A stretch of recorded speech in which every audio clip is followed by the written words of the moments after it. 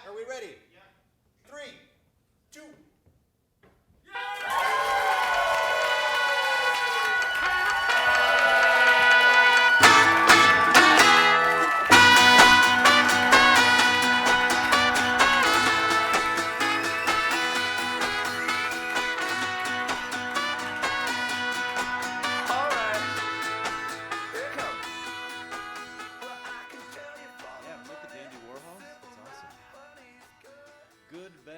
Best evening to you all. Thank you for being here.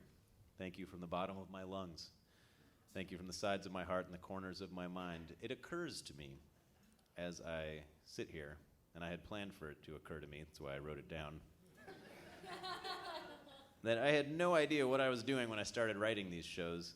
And as we begin the end of a 5,000-year-long cosmic age here in 2012, I still don't know what the big idea is or what I'm doing. I hope what I am doing every month in this theater is finding a community of peers, colleagues, friends, artists, and other people who have no idea what the fuck they are or what they're doing, but they seem to feel comfortable here. Moving here last year was not easy, and it required constant explanation, but it has always been comfortable. And it occurs to me as I look out here tonight, as if I could see you at all, that if nuclear Armageddon occurred outside these walls during the show, the decades of Dutch Boy lead-based paint would probably protect us from the radiation.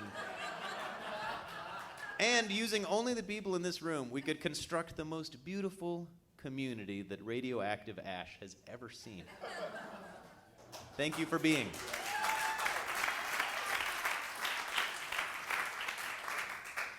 I am curiously excited to see what we can build together here in Indianapolis. Don't get weird. That was a sweet thing I just said, not a gross thing. A couple hours ago when I sat down to write this piece, I felt like... I didn't need to say that at all. I felt like once again I had chosen a subject entirely too big for one man, and that I had been foolish trying to put the entire universe in my mouth and chew. I needed help. At that instant, and this is true, the doorbell rang.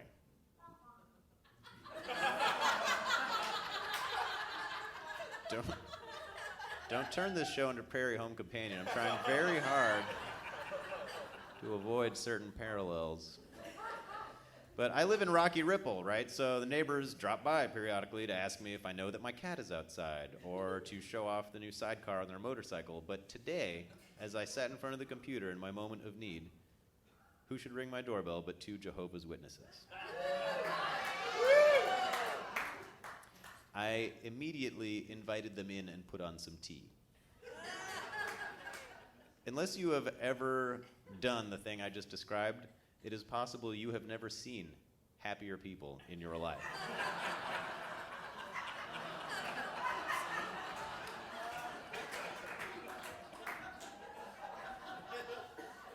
Try it sometime. Even if you immediately throw them out, it will be worth it for both parties just to share that one moment of pure spiritual connectivity.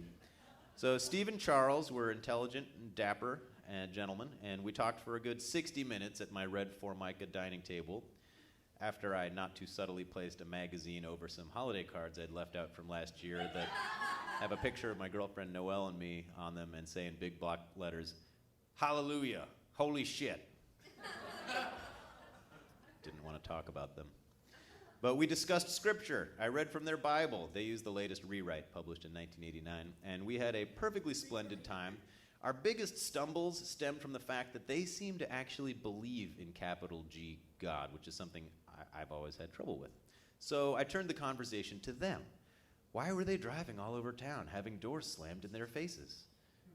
Now things got interesting. Apparently, in this Bible they kept on about, there are a few bits that talk about the end times, okay? One of the Bible's bucket list items for life on the planet as we know it is for everyone on Earth to be given the chance to know God. Not until every single person on the planet has been given the chance to know God can our world finally end. So as Charles put it, Every time somebody slams that door, they've been given a chance. This set off an interesting chain of events in my mind, and I said, so you guys are like harbingers of the apocalypse. They both kind of chuckled, and Charles said, define harbingers. All right, now we were getting somewhere. We agreed that harbingers was a bit strong. That wasn't exactly right, because they weren't announcing or heralding the apocalypse. What they were doing was more like advocating the apocalypse. And the Bible, as within all things, the choice of words is important. So the Bible says the world has to end, and it can't end until everyone has slammed enough doors. So who are they to blow against the Lord's wind? You know, the whole world is suffering. Why prolong it unnecessarily? They seem to say to me over tea at my red Formica dining room table. After they left, I couldn't believe it. They really believed it. That is one hell of a mission, cruising around town every day, bringing the world a little closer to its ecstatic and fiery conclusion. And why did they have to knock on doors? I'm sure God would endorse skywriting or an email blast, and people are being born all the time with literally no awareness of anything, God or otherwise. I mean, at one point, will they be so caught up with everyone alive on Earth that they just hang out in delivery rooms yelling into vaginas? I told them they could come back for tea anytime, but made sure to point out that just because my car was in the driveway didn't mean I was necessarily home hiding in the office or anything.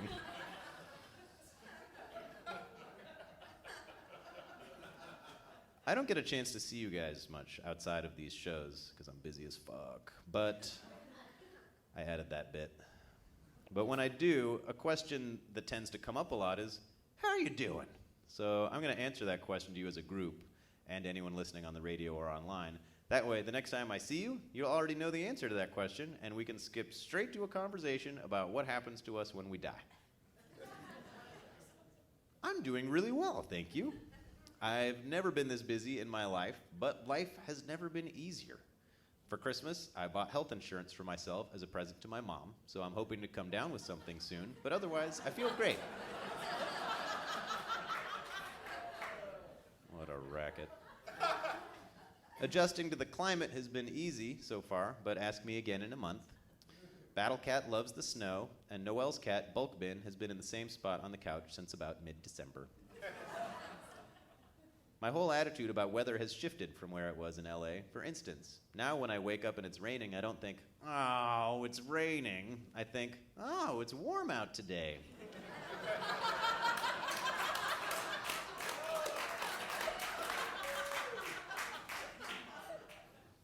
Another question that comes up is, what have you been up to lately?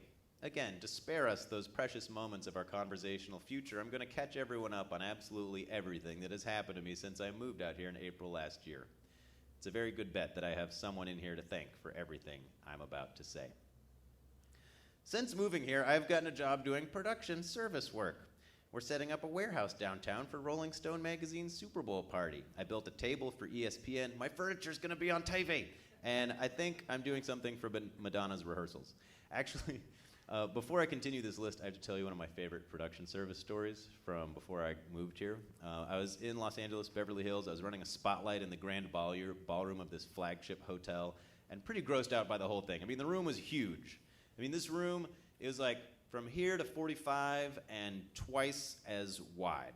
There were 3 chandeliers in it the size of this room that we're in right now. It was a charity event for the Will Rogers Motion Picture Pioneers Foundation honoring film producer Alan Horn. Now, the Will Rogers Institute is the foundation you've seen advertised in movie theaters that raises money to cure children's diseases. The Will Rogers Motion Picture Pioneers Foundation is a collection of super rich assholes who work in the film industry, and every year they contribute millions of dollars to a fund that is used to in turn help them in an emergency. Like if one of them forgets to sign a prenup or accidentally buys 4 mansions on the same Malibu mudslide slope, this fund will make sure they don't suffer the indignity of having to stay at a 4 Seasons for even one night. Gross. The evening was black tie sheesh all the way, hosted by Rob Reiner, who graciously stepped aside to allow everyone from Johnny Depp to Arnold Schwarzenegger to thank Alan Horn for his various contributions to film. Then Jessica Simpson got on stage to say thanks. Apparently, he was the reason she had a part in the new Dukes of Hazzard film, and she had chosen to express her gratitude in Daisy Dukes and song. So as the band started up, my headphones said, "Spot one, you're on Simpson." Yeah, I got it. So she finishes the thing and starts to walk off stage. "Spot one, fade out on Simpson." Yeah, I get it. Then the band starts up again. And she comes back on stage. I made a snap executive decision, threw the spotlight back on, which revealed her in front of the wealthiest and most powerful people in Hollywood going, "Well, I don't know.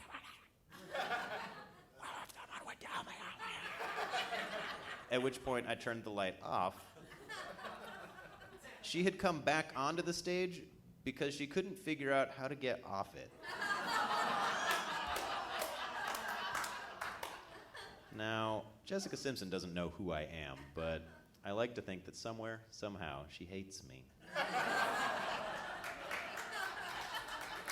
We all seek comfort and solace in strange places. All right, back to reality. And speaking of glamorous jobs with star-studded casts, one of my first gigs in Indianapolis was working at Beef and Boards. You know it? What do you think about it? Yeah, you think about it. That's non-committal. I only worked there for one day, but it took them 3 months to pay me, and the guy felt so bad about it, he paid me 3 times as much as I earned, which is incredible ROI. Beef and Boards, check it out. I was offered a job building a room addition on someone's house, and this allowed me to learn the special joys that come from wielding a hammer in the snow with gloves on. I whacked my thumb once, and I didn't realize it until 5 hours later when my hand thawed out and I could feel pain again. I also learned that Hoosiers are polite, but honest. The gentleman I was working for had hired a drywall contractor, and he introduced me to him as, "This is so-and-so. He's a great guy and a good drywall contractor."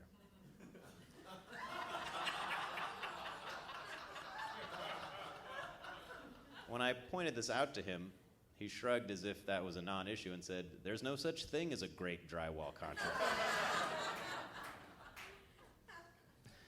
I currently work for the Civic Theater at the Tarkington in Carmel. I ran into Frank Bazile backstage before the Palabolas dance show. He was going to make a pre-stage announcement.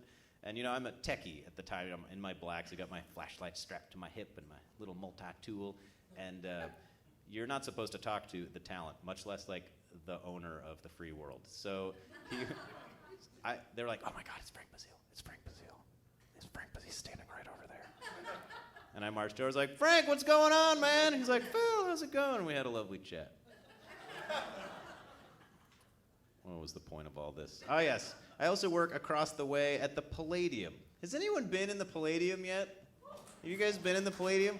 I mean, it's great, but it's also ridiculous. I mean, the interior is like this Nouveau Rococo, late 18th century French fluted column fusion thing, and then the grid over the stage is this glass and steel late 80s attempt at cocaine cubism that is obscuring what otherwise would be a beautiful oculus in the domed roof that is towering over a thoroughly incomplete pipe organ. Also, their parking garage is stupid. When you turn into the entrance, suddenly you're in England. Oh, we're on the left now. Don't see any problems with that design feature. Outside of work, I got a grant to write and perform an inspirational monologue to high school students in gender non-traditional careers at a career center. That was a lot of fun, and probably the most fun job I've ever had to accept. Do you think you could write an inspirational speech for high school kids pursuing gender non-traditional career paths? Yes. Let me just get out my dictionary and I'll be... You know what? Fucking nailed it. And I have been hired to perform speeches for the Indianapolis Museum of Art's Public Social University, for Butler University's first annual Green Summit, which has a really unfortunate acronym, FAGS, for those of you keeping track. Next year will be second annual, which is not much better. I wrote and produced an anti-litter commercial starring me, Will Pfaffenberger from $3 Bill Comedy, and Mayor Ballard with Keep Indianapolis Beautiful, and our media sponsor, Fox 59. I never thought I'd be happy to be on Fox, but here we are. I made a presentation about dry composting toilets as part of a Spirit and Place festival that I was really proud of. I'll have my FM radio debut on The Art of the Matter in a couple of weeks, so when I say these same things again, laugh again. What will we do? We're going to continue this monologue. The Big Car Art Collective, as I mentioned, has made me a curator of their community radio program, which is great because I have a lot of things I want to play on the air. I'm really excited about that program. It's going to be called ! I look forward to your community submissions. Just email to me. I'll put you on the radio. Someone asked me what I wanted to accomplish with this show, and here's what I want to accomplish with this show. Have you guys ever taken a drink and you're expecting water, but it's milk or cranberry juice or something? And there's that or vodka. Yeah. And there's that split second, there's that fraction of an instant where you were expecting water, but it isn't, and you have no idea what's in your mouth. Like, for the briefest of twinklings, it could be anything. Except maybe with the vodka. Well, I want people who tune into this radio show to have that kind of sensation for an extended period. I want them to spend about 5 minutes wondering, what is in my mouth right now? So over the summer, what did I do? I went on a 4-city Fringe Festival tour with my show, Mother Banking Bank Holes. I made a documentary about the entire thing called On the Fringe, which is being submitted to film festivals this year. We'll be opening in select browsers across America soon, I'm sure. I have written and produced 4 of these shows at the Fringe Building, which I'm sure I must be co-owner of by now. Do I have confirmation on that, Pauline? Yes, we owned the building. Did you guys know that? We owned the building. Lord Almighty. So today I will not be asking you for money to help us buy the Fringe Building. I will be asking you to donate money to build the new Fringe Building. Let's see, I have had 2 addresses in Indianapolis, and that's a long story. I survived the rainstorm of bullets on New Year's Eve. What is wrong with you people? We were at a friend's house, and I was like, this was like nonstop bullets from 10 p.m. to 2 a.m. And what the hell is going on? And my friend was like, showed me the 15 shells he had unloaded in his backyard during New Year's. I'm sure that was fine. Probably no one was injured. You know, we have signs around in LA that say, please do not fire your guns on New Year's, and there's just pictures of dead people. The police call it jubilant gunfire. There's a tombstone for you. Killed by jubilant gunfire. It's better than angry gunfire, I suppose. If you're going to go down in a hail of gunfire, it might as well be a joyous hail of gunfire. I applied to live at the Indianapolis Museum of Art's island in the 100-acre wood. I so want that address. I applied to write for The Onion at their new indie branch, and officially, because of this show, the Indianapolis Opera has hired me to host their Opera in the Movies event, which will be playing at Clues Hall this March. Did I forget anything? Oh yes, I hosted the Rocky Ripple Arts Festival. That was the pinnacle. So, hosting. If anyone here knows any giant wealthy and hapless companies who want their event to be fun but are completely unfamiliar with the concept, please let me know. Hosting, what a racket. I mean, if I could skip the 30-year local TV broadcasting career and go straight into hosting events around town, I would leap out of bed every day with the biggest boner for life I've ever seen. It's a free 3-word personals ad for you, boner for life. If you have a boner for life, please consult your physician. Every day, I feel a little bit closer to understanding what it might be I am here for. Out of the 7-point-something billion people on the planet, is it possible that not everyone really has a special purpose? Maybe I'm just here to be, and there isn't a whole lot to do past being. Maybe I'm making this whole being alive business way too complicated. Maybe everyone is. Speaking of making things complicated, I got my first job writing for a magazine. I'm sure you've all read my article in the Indianapolis Monthly, the 14th Annual Airball Awards. It's on newsstands now. Get yours today! Save me a copy, I can't afford it. I'm writing another piece for them about the parking meter thing, and I get this email yesterday from a staffer who's fact-checking my article, and she's having trouble finding evidence of some things I had written. And could I please confirm my claim that because the new meters are so high-tech, in a few years, parking fees will be assumed and automatically deducted from your bank account. You won't have to leave the house.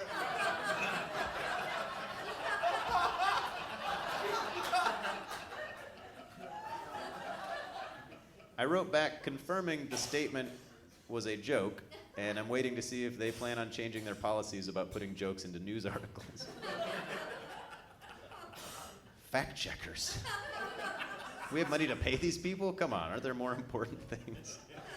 So in search of some writing work that would be less critical of my inability to retain an adherence to reality, I have started a weekly column for Nouveau.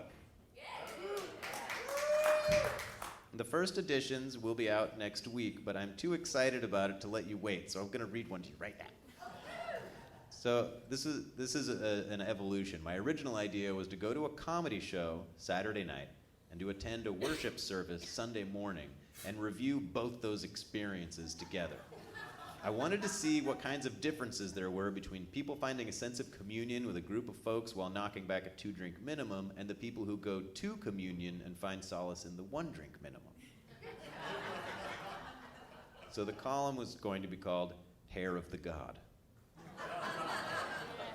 I submitted my first one, and my editor thought the church review part was so much funnier that I will now be writing one church review a week.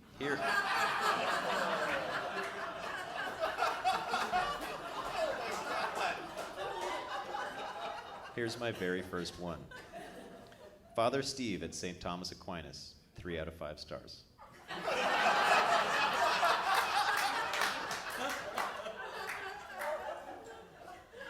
The last time I attended Mass was at a queer church in San Francisco led by a lesbian pastor. So it was with yes, absolutely. So it was with confused expectation that I entered St. Thomas Aquinas Church, 46th in Illinois, where Father Steve would give the Saturday evening Mass for Epiphany for his flock. School projects were on display in the lobby, exhibiting methods of energy conservation and good planetary stewardship. One child's project had a drawing of an angel and said, "Every time you recycle, an angel gets rings with rocket boosters."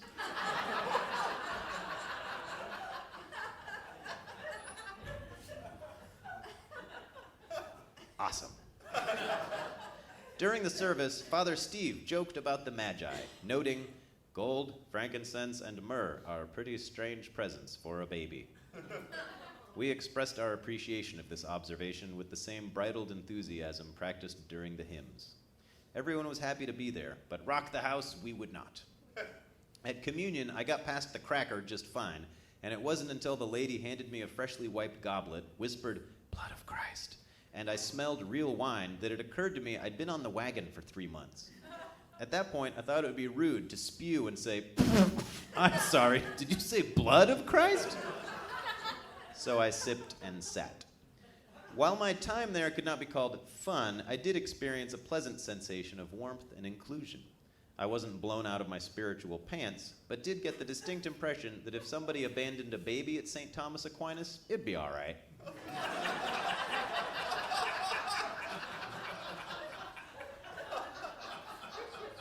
Overall, Father Steve's message of spiritual perseverance was relevant and insightful, but his own perseverance appeared more habitual than inspired. As I left, I thanked God nobody asked me what I was doing there.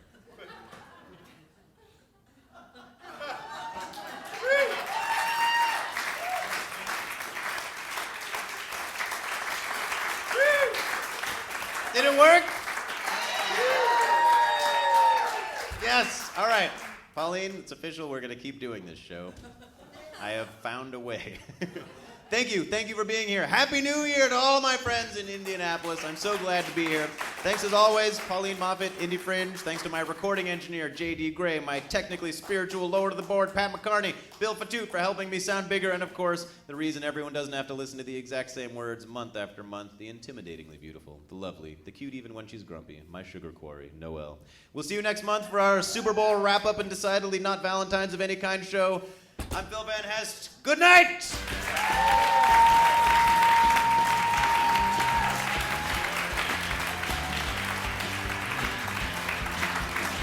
Grab a poster on your way out.